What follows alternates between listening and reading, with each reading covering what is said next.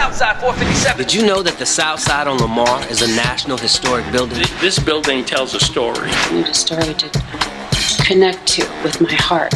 There are so many stories in this building. I wanted to teach other people how to naturally love themselves, and so I ventured into the field of opening my own spot. There are people in this building with a passion to share what they know.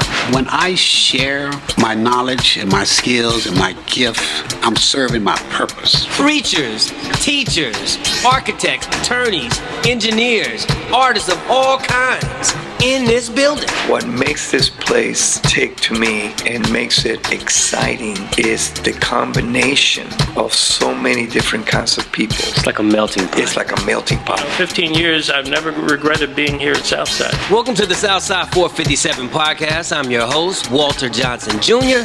Let's get it on. You can't miss the princess. Listen, Linda, listen. Southside 457. Welcome back to the Southside 457 podcast. I'm your host, Walter Johnson Jr., and we have today with us Marion Marshall. Marion, welcome to the podcast. Thank you. Thank you, Walter. I'm happy to be here. It's good to have you. I've been trying to get you for about how long now? Oh, a while. So let's look. Let's just do it. Don't tell everybody. Just don't tell everybody. So Marion is she's been in this building for how long now? Ooh, I think it's 21 or 22 years now. I think I came here the first or second year after they had opened. Okay. Mm-hmm. So one of the things that I always say is that you don't end up here or accidentally bump into Southside. Somebody has to invite you. You just don't show up. So how did you get invited, or how did you hear about Southside and all of that? So I knew Southside was here. My first loft in the Cedars was over on Irvay in the late 80s. That was my first loft over here, and then I moved back to Winnetka Heights. A friend of mine, Vicky Meat, was coming over here on another piece of business. He said, why don't you come over? They want to talk to me about blah, blah, blah. And so I came. And while I was here, I visited with a woman that was running the artist quarter portion of it. And she had said, in retail, said, I'm really looking for a florist, blah, blah, blah. And, I'm the person that thinks that they can do anything. I said, well, if it doesn't work out, let me know. And so, that probably was in early spring of that year, and I think 2022, 21, and one day I get this call that says, she wants to talk to you about opening the florist. I said, okay. And so that's how I wound up here. I came here to open up a little florist that turned into something else. I remember that floor. She had it right outside of the coffee shop downstairs. Absolutely. Yeah. It was a great spot, but it was so early in the development of the building. It was in the wrong place. If it could have been somewhere else, it probably would have done better. The other part of that is I really decided that I really didn't want to do retail. If I was in the mindset that I'm in now, I probably would have kept the space and done something else with it. Instead of being just a retail florist, I just would have done specialty things for people to pick up. I just didn't want to be out delivering, $50 arrangements. So I started doing lots of parties and weddings, corporate events, nonprofit events, and it just moved my business in a different direction. Yeah. Well, that's cool. So we were talking about, before we got on the podcast, you asked why do we name the podcast 457? Yeah. And I was telling you because Jack said when he started Southside, and when they developed this, that it was 457 units. Yep. In it. And you were about to say something. Did you know how they got the name? And I was like, wait for the podcast. Yeah. So. Well, the guy that used to work for him, Pete, said that when Jack was, rounding up money and doing all kinds of things, getting ready for this project, people at one of the agencies told him not to name it Southside on Lamar. Oh, wow. Because, Southside, really, basically it meant black. Yeah. And so, the white folks in town didn't think that was expedient for him. So, he was like, he always likes to say, he and Christian always like to say, they Canadians, they didn't know. They didn't know the history and all that. And, and this is on the, on the front side of South Dallas, closer to downtown. Yeah. And so they told him not to do that. And he said he didn't care. This is South, this is South Dallas, and this is the South Side, regardless of whether it's the Cedars or not. Mm-hmm. It was Lamar Street, and that was it. And so he named it. Well, when you talk to people in this town about it, everybody knows where Southside is. I mean, it came to be one of the coveted. It is a coveted location in this town. I like to say it's the UN of Dallas. Yeah. My elevator pitch is, when you come to this building and you get on the elevator, or that elevator door opens up, any and everybody is on it. Yeah. Black, white, Hispanic, Asian, Indian. I mean, everybody. Dogs, cats, children, black, gay, lesbian. Everybody lives here. We hadn't missed anybody. And people are quite fascinated about how all of these people coexist in this building. It's one of the coolest places in town. It's close to downtown. We're close to the train station. We're close to downtown. It's walkable. I mean, we got Gillies, the venue. We got E-Places. I mean, I've watched it grow in the last 20 plus years that I've been here. And again, I was here when there really wasn't anything down here. So share a little bit about what you do. Let's see, pick a day. Well, I spent 20 years in the event business. I came to the event business from being a college professor in the area of fashion. And I thought I'd never be a school teacher because that's what my mother had done. And I told her I'd never be a school teacher. But I found my way to teaching. I started out at Prairie View in the fashion business, and then wound up being at UNT, and then out at Brookhaven College. And then I had this opportunity drop in my lap, and this was a great opportunity. So I spent 20 plus years doing this, and intertwined with being an event designer. My passion has always been in fashion and art.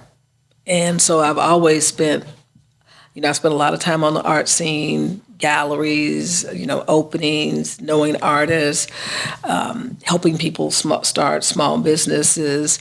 I think that because a business fails, that gives you a lot of information that you can share with people to help them do better at what they're trying to do. So I got a chance to do that.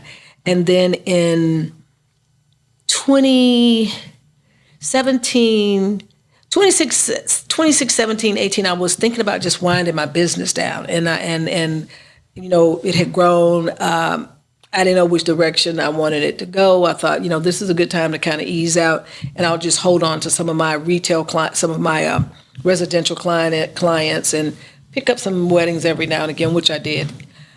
And I met a young woman in this building, because this is a place where you meet everybody.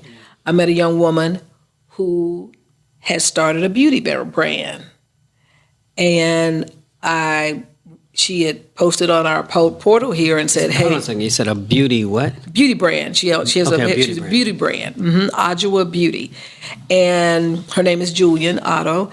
And Julian, I met her in the lobby one day. She walked up to me. She said, "You're the flower lady," and I said, "Wow. Yeah, that's me." And she was going to host in 2017. She was about to host a consumer trade show that she had been hosting, Bella Kinks, and it was going to be at the convention center. And I signed up to volunteer. On the one weekend that I wasn't, slinging flowers and directing people, I thought, let me go over here and do something different. So I went over and helped manage her show. And it was beautiful. Rich Lou Dennis was there. I think Malik was there from Mael. The owner from Curls was there. I mean, she always had the who's who. I didn't know anything about her show, but she had the who's who there and lots of vendors, and it was a really, really lovely show. And she was launching her brand at that time, Adjoa Beauty, in 2017. And her office was upstairs here on 4 here at Southside. Wow. So she said she moved here intentionally because it had a freight elevator and she could get her product up. They could roll it up to her door. So I would go up and help her and, hang out. And at that time, I was still slinging flowers, and I'd worked part-time for the airlines for a bunch of years. And one day she said to me, she says, "I got to get this out of my house," because it was starting to grow, because she sold out a product. I mean, it was, it's a beat down. And then I said, "Oh, I think I know some place." And so now she's across the way, but that was in 2017, and then in 2019, one day while she was minding her business, after she had opened her showroom where she does workshops and host gatherings for people, women and men, to talk about hair and how to do your hair and wellness, she got an email from Sephora. And they said, we've been looking for you. And the next thing we know, in 2020, in the middle of the pandemic, we're launching in Sephora. And at that time, I'd just been going back and forth and just kind of helping her out. And then a couple of years ago, I went to work for her full time. I run the logistics side of our business, fulfillment and logistics. And we started out, she started in her loft. She moved into about 1,900 square feet and more space. So it's been a lot of fun to watch. You know, I came from the fashion. I knew beauty from the fashion side. I didn't know beauty from the beauty side. So it's been quite opening. You know, being with the largest beauty retailer in the world, launching into the UK. It has been a lot of fun watching a truly small business grow to be a big business, and the challenges, particularly for Black women, who get about less than 2% of any kind of investment in money. So let's talk about that. What are some of the challenges? Well, Just on the surface. On the surface is just access to money. You know, it takes money to run businesses. And as you know, with anything where people of color are concerned, whether it's trying to buy a house, or whether it's trying to buy a car, we probably can get a car. But trying to buy a house and going to the bank to get money is that we just don't have that level of access. What you think about is, you think if you got POs, or if you know somebody at a bank or whatever, you should be able to do that. And it's just not that easy. And if you decide to take money from people, then how much are you willing to give up for your business? Yeah. That means you got to give something up. And early on, like most founders, they don't want to give anything up, and neither should they. So you have that part.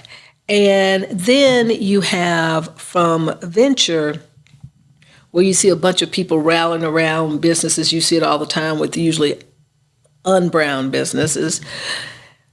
I think the harder part is that there's some people that white men don't understand. That's who runs the venture business. They don't understand Black hair, and neither do their wives in many cases. There are ones that have curly, because our business caters to kinky, curly, coily hair, textured hair. But they don't understand that, so it's hard for them to even think about investigating in something new that they don't understand. You know what I mean? Yeah, I get it. And so, we had that. And so just growing and looking, how do you grow? It's been a great hands-on education in the challenges of growing a business this size and bringing on the right people, staffing, managing. How was that transition, speaking of staffing, and how was that transition for you, coming from your world and what you're doing to going over there to? Did you have to was it kind of the same thing, or and how you thought?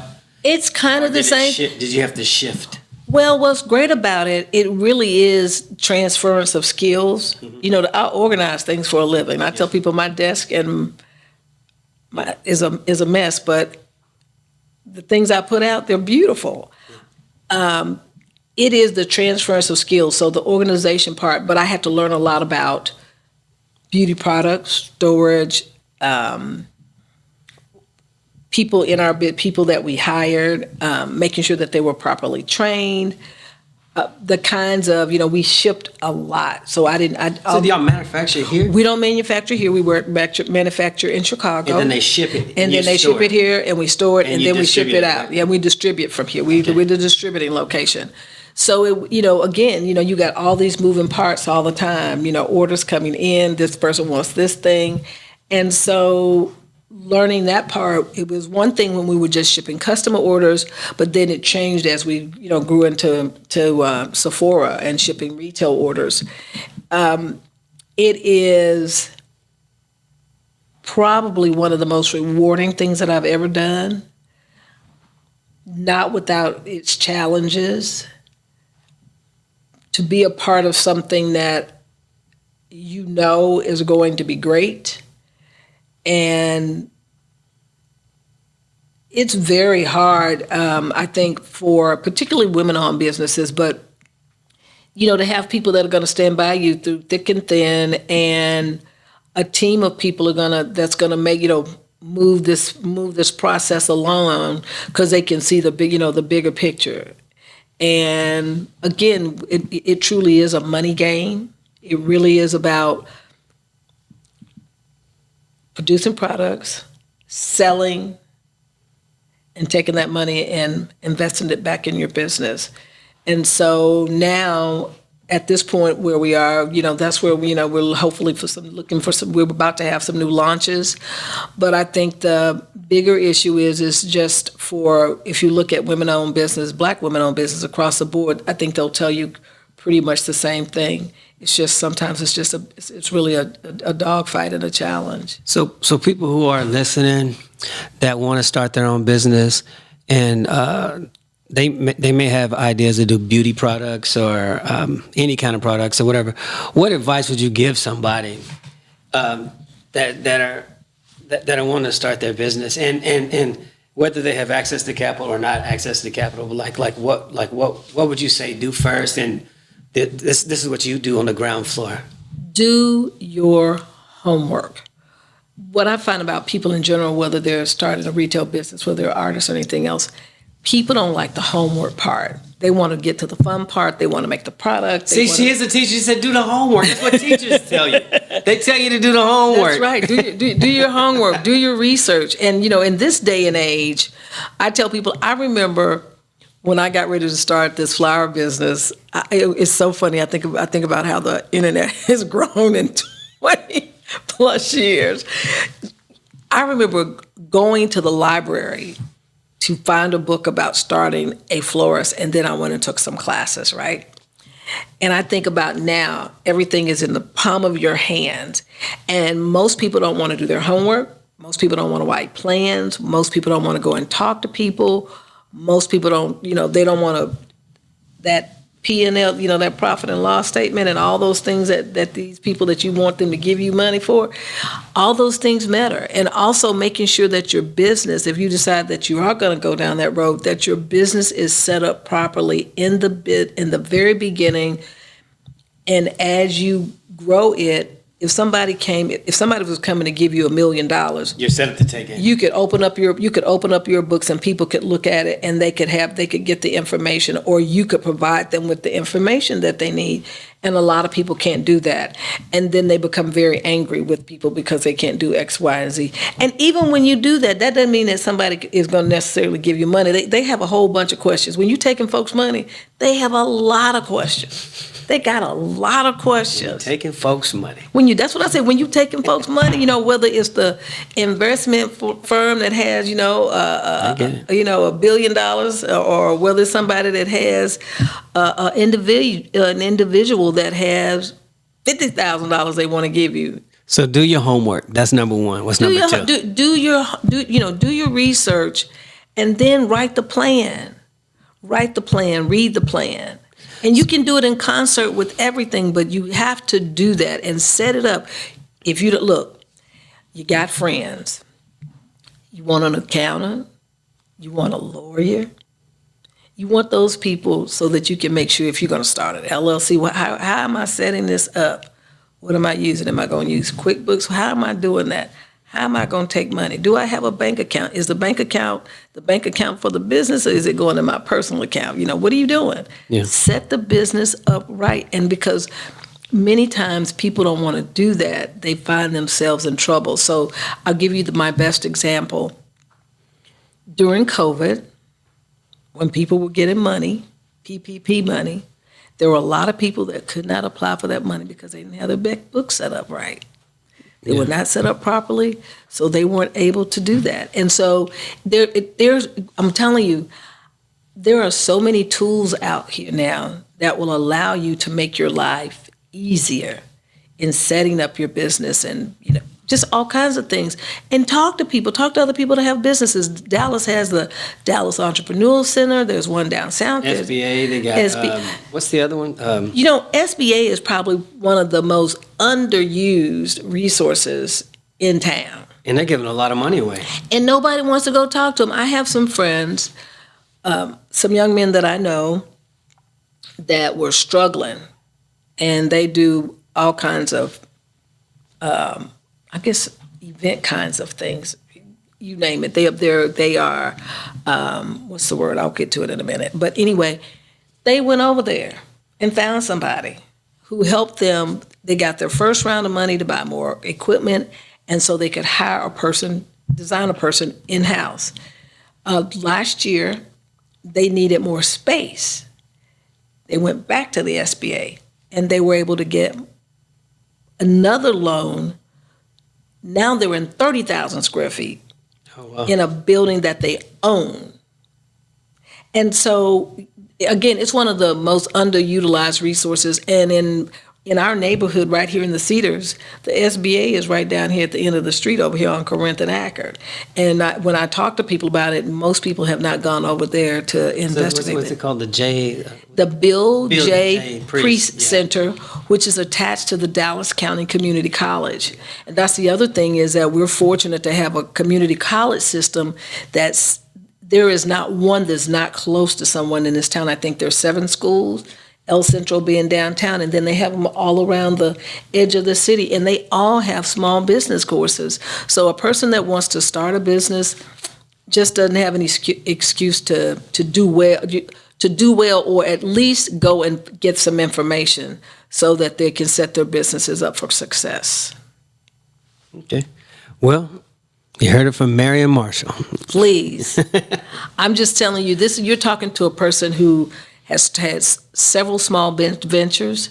Several of them fail, but I learned so much, and I keep learning. I'm going to be a life learner, and I make sure that I keep a group of extremely talented young people in arm's reach, artists, corporate people in the beauty business, people in the fashion business.